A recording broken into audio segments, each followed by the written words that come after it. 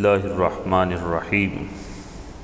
آج کی گفتگو میں ہم حضرت علی رضی اللہ تعالیٰ عنہ کے مختصر سے حالات زندگی اور آپ کی خدمات کا جائزہ لیں گے۔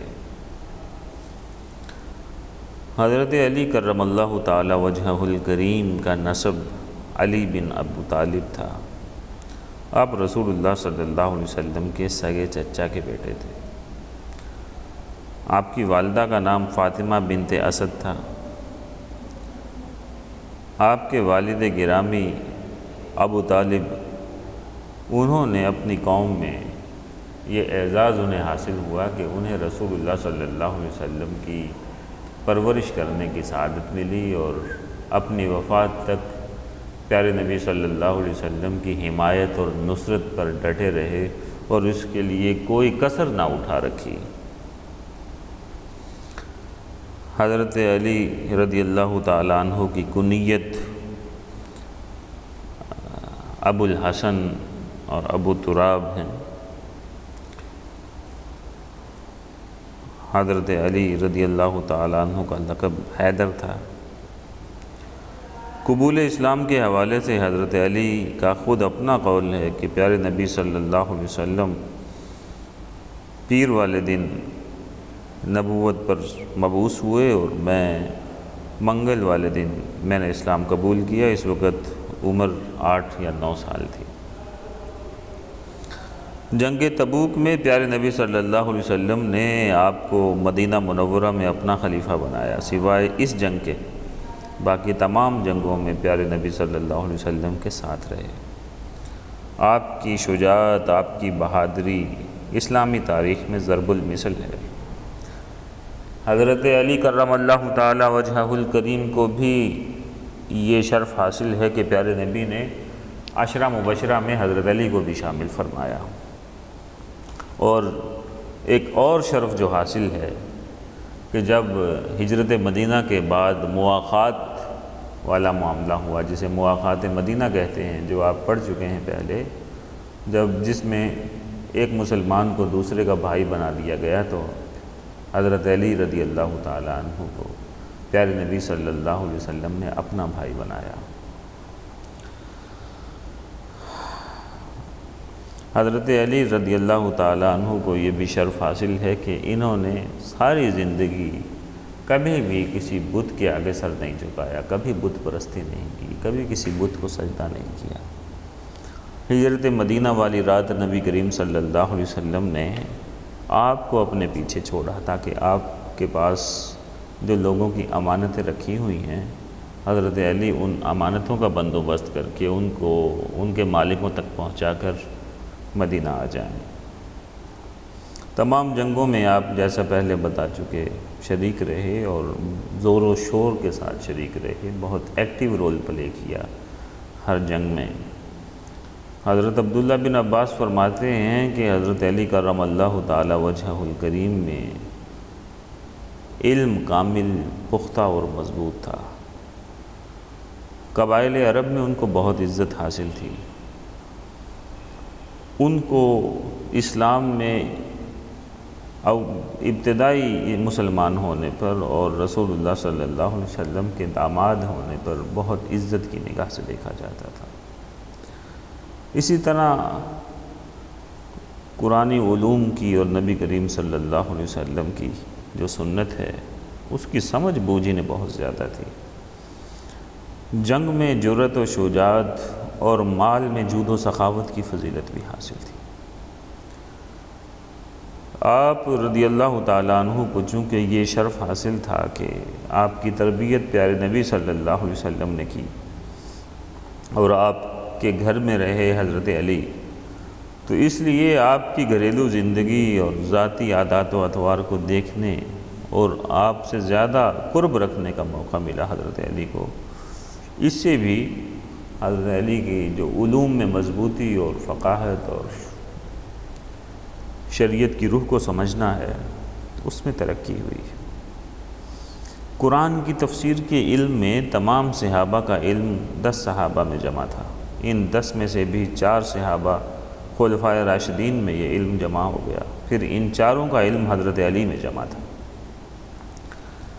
حضرت عمر فاروق رضی اللہ تعالیٰ عنہ، حضرت ابن مسعود اور دیگر حضرات سے روایت ہے کہ علی رضی اللہ تعالیٰ عنہ ہم سے بڑھ کر قاضی ہیں، یعنی عدالتی معاملات کا تجربہ رکھتے ہیں۔ سعید بن مسیب رضی اللہ تعالیٰ عنہ فرماتے ہیں کہ صحابہ میں حضرت علی کے سوا کوئی بھی ایسا شخص نہیں ہے جس نے یہ کہا ہو کہ مجھ سے جو پوچھنا چاہو پوچھ لو۔ حضرت عائشہ صدیقہ فرماتی ہیں کہ حضرت علی کرم اللہ تعالی وجہہ الکریم سے بڑھ کر سنت کا عالم کوئی باقی نہیں رہا۔ نبی کریم صلی اللہ علیہ وسلم نے فرمایا حضرت علی کو کہ تمہارا اور میرا وہی تعلق ہے جو حضرت موسیٰ اور حضرت ہارون کا تھا، صرف فرق یہ ہے کہ حضرت ہارون نبی تھے لیکن میرے بعد کوئی نبی نہیں ہوگا، تم نبی نہیں ہو، نبوت مجھ پر ختم ہو گئی۔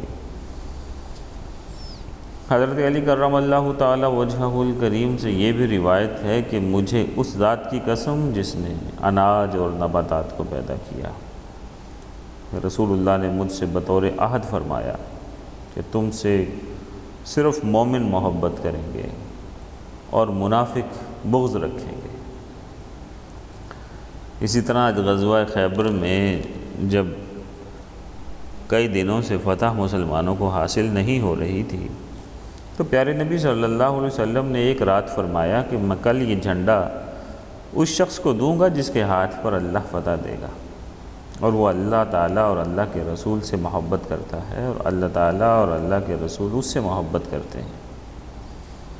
اگلے دن صبح ہوئی، لوگ رسول اللہ کی خدمت میں حاضر ہوئے، ان میں سے ہر ایک شخص امیدوار تھا کہ یہ جھنڈا اسے ملے۔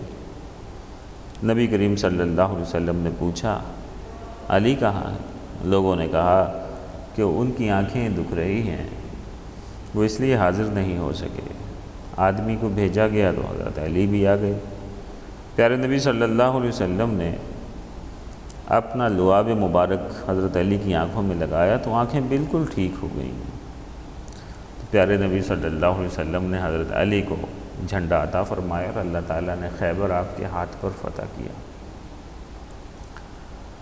حضرت عبداللہ ابن عمر رضی اللہ تعالیٰ عنہ فرماتے ہیں کہ رسول اللہ صلی اللہ علیہ وسلم نے جب صحابہ کے درمیان مواخات قائم فرمائی تو علی رضی اللہ تعالیٰ عنہ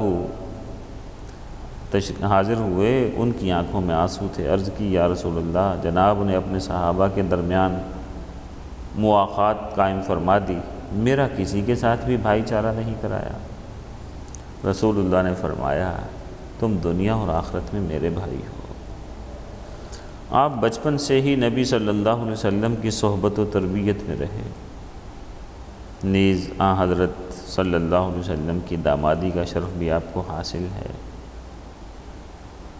اس کے علاوہ بھی حضرت علی کرم اللہ تعالی وجہہ الکریم کے بہت فضائل و مناقب کتب احادیث میں، کتب سیر میں وارد ہوئے ہیں، جن ہم مختصر سی گفتگو میں ان تمام کا احاطہ نہیں کر سکتے۔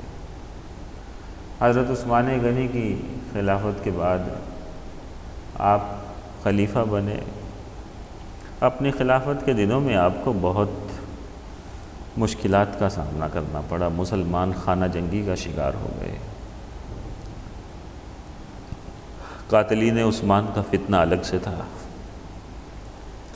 ان تمام مشکلات سے لڑتے لڑتے مردانہ وار ان کا مقابلہ کرتے، مسلمانوں کی خبر گیری کرتے کرتے 4 سال تقریباً آپ نے خلافت کی، اور آپ فجر کی نماز کے لیے آ رہے تھے کہ راستے میں ایک خارجی نے آپ کے سر پر تلوار کا وار کیا، جس سے آپ نے جام شہادت نوش فرمایا۔